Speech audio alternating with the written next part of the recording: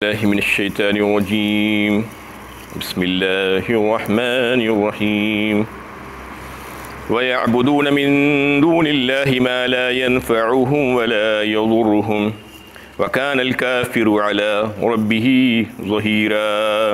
और ये लोग अल्लाह के सिवा उनकी इबादत करते हैं जो उन्हें ना नफ़ा पहुँचा सकते हैं और ना नुकसान, और काफिर अपने रब की मुखालिफत में शैतान और मुखालिफीन इस्लाम के साथ देता रहता है। ये सूरह फुरक़ान की 55 नंबर की आयत है।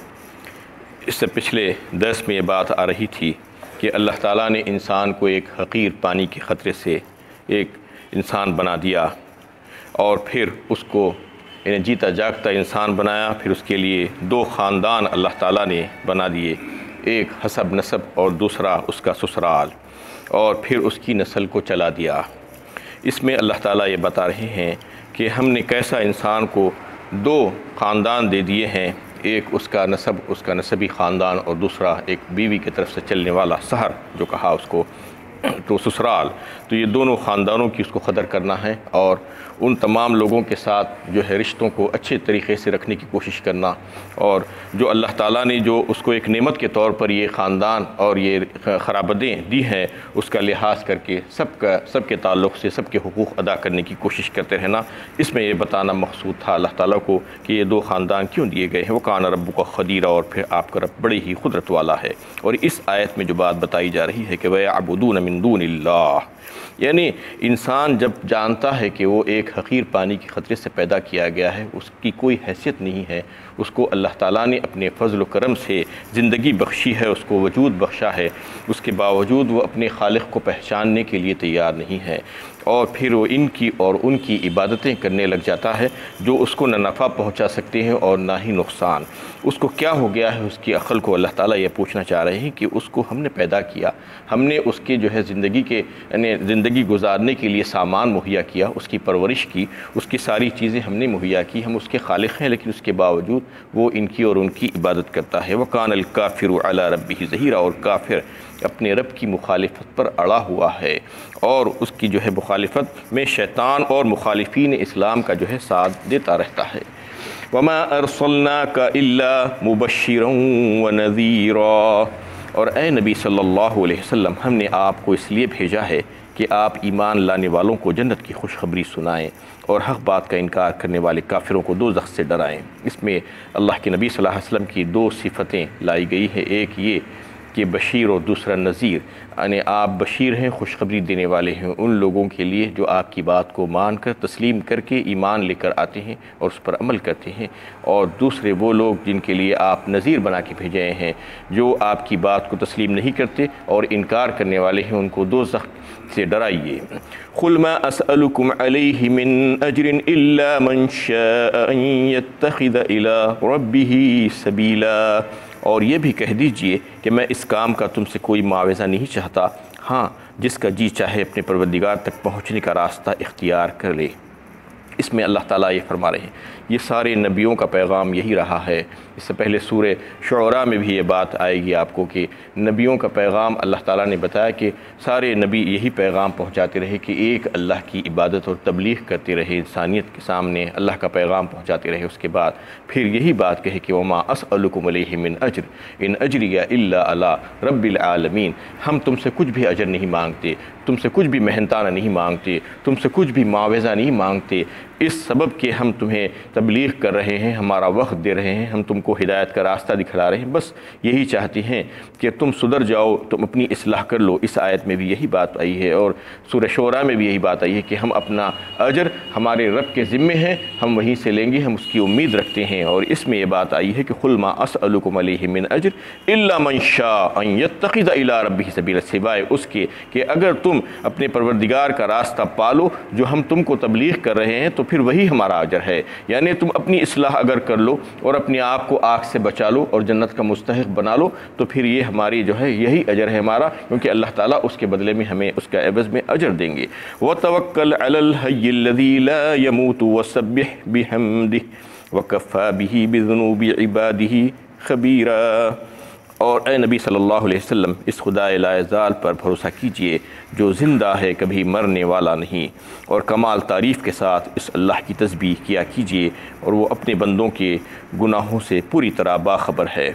इसमें अल्लाह ताला फरमा रहे हैं कि ए नबी सल्लल्लाहु अलैहि वसल्लम वो लोगों से कह दीजिए उस खुदा पर, उस रब पर भरोसा कीजिए जो ज़िंदा है, ला यमूत, और जिसको मौत नहीं है। यानी कौन ज़िंदा है सिवाय खुदा के, और कोई ज़िंदा नहीं है और कोई ज़िंदा रहने वाला नहीं है। कुल्लु मन अलैहा फ़ान व यबक़ा वजहु रब्बिका ज़ुल जलाली वल इकराम। सूरह रहमान में भी अल्लाह ताला ने फरमाया कुल्लु शैइन हालिकुन इल्ला वजह लहुल हुक्म व इलैहि तुरजऊन। ये भी अल्लाह ताला ने फरमा दिया है सूरह क़सस में पारा 20 में कि सब के सब मरने वाले हैं, सबको हलाकत आने वाली है सिवाय उस ज़ात की, उसके चेहरे की, यानी अल्लाह की ज़ात। और फिर जो है कई एक दूसरे मुकामात पर भी अल्लाह ताला ने इसका तज़किरा किया है, कुल्लु नफ्सिन ज़ाइक़तुल मौत।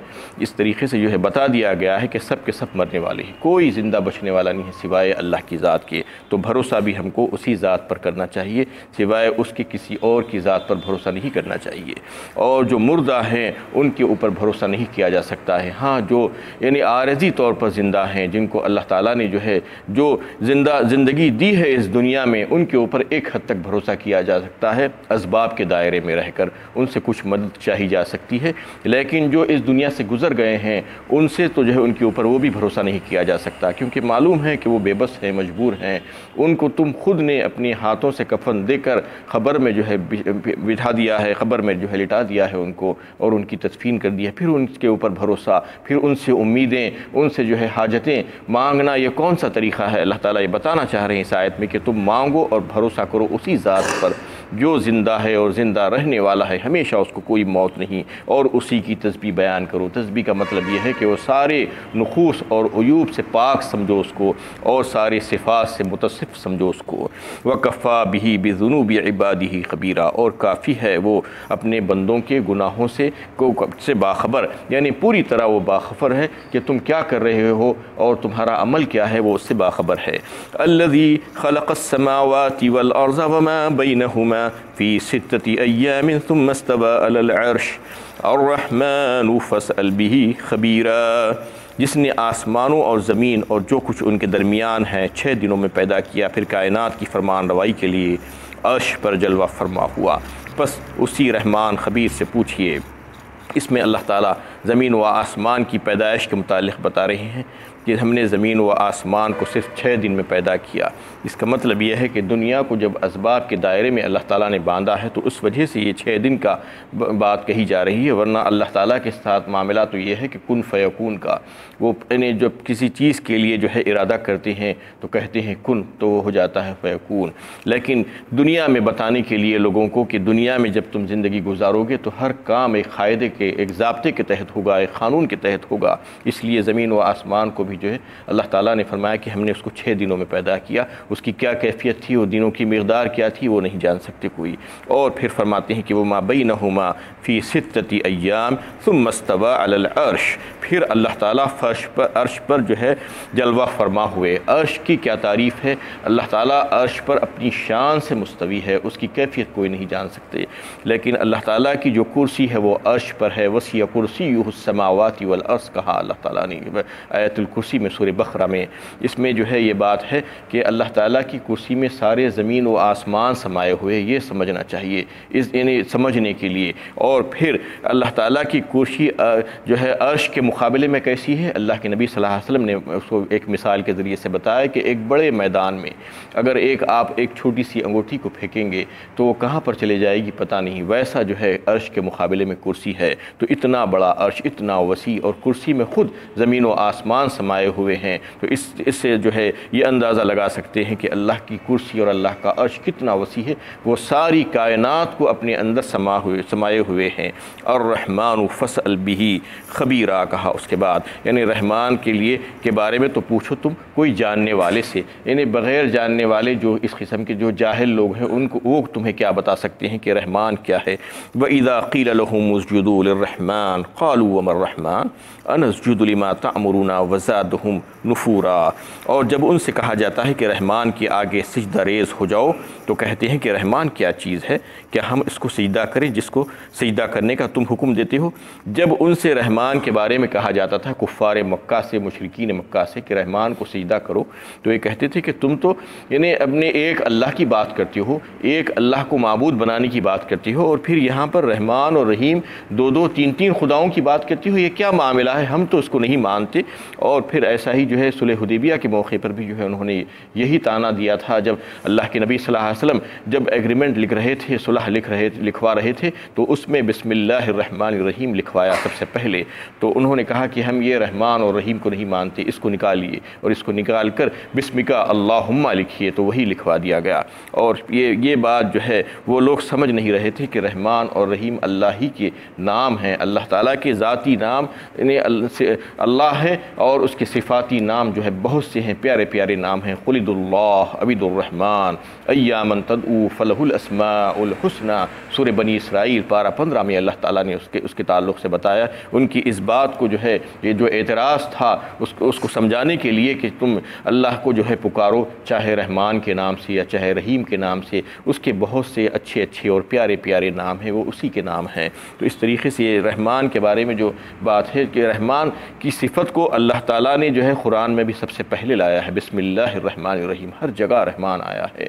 तो ये इसका मतलब क्या है, दूसरे बहुत सी सिफ़तें थी वो भी लाई जा सकती थी, लेकिन रहमान की सिफ़त जो है वो गालिब है दुनिया वालों के लिए, इसलिए कि दुनिया में अल्लाह ताला की सिफ़त रहमान ही ऐसी है जिसकी बिना पर हर इंसान आज ज़िंदा है, आज खा पी रहा है, चल फिर रहा है, उसकी वो सांस ले रहा है। इसलिए कि वो काफिर हो, चाहे फासिक हो, फाजिर हो, चाहे फरमाबरदार हो, चाहे नाफरमान हो, सब जी रहे हैं, सबको अल्लाह ताला ने जीने का मौका दिया है। वो बड़ा ही रहीम है। रहमान की जो सिफ़त है वो सिफ़त आज गालिब है दुनिया में, दुनिया की हद तक, इसलिए दुनिया में सबको जो है ज़िंदगी जीने का मौका मिल रहा है। इसलिए रहमान के बारे में बताया गया है कि तुम उसका सिजदा करो।